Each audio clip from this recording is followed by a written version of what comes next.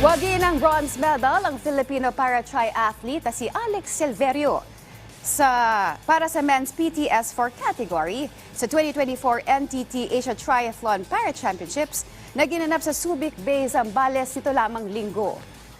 Para sa detalye, narito ang report ni Daryl Oclares. Pagpatak ng alas 6 ng umaga, sama-samang lumangoy, nagbisikleta at tumakbo ang nasa 33 para-triathletes sa 2024 NTT Asia Triathlon Para-Championships na umarangkada nitong linggo sa Subic Bay, Zambales. 8 rito miyembro ng ating Philippine Para-Triathlon team na nagawang makipagsabayan sa nasabing Continental Championships na binubuo ng 750-meter swim, 21-kilometer bike at 5-kilometer run. Nakakuha ng bronze medal para sa men's PTS4 category ang Cebuano para-triathlete na si Alex Silverio na tinapos ang karera sa loob ng 1 hour 15 minutes at 55 seconds. Actually, di ko talaga in-expect na maka-podium man lang dito kasi lakas ang iniisip ko, malalakas talaga yung Japan. Very competitive yung mga kategory ko.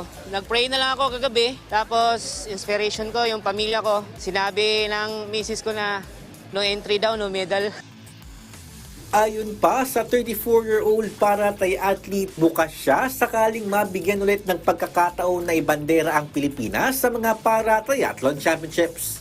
Baka may para SEA Games next year.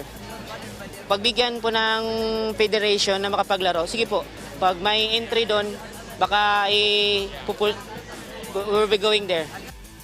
Bukod naman kay Silverio, wagi rin sina Edison Badilla at Jake Lacaba na tanging mga kalahok sa men's PTS2 category. Samantala, nagagalak naman si Triathlon Association of the Philippines Secretary General Sarita Safra sa naging matagumpay na hosting ng Para-Triathlon Asian Championships.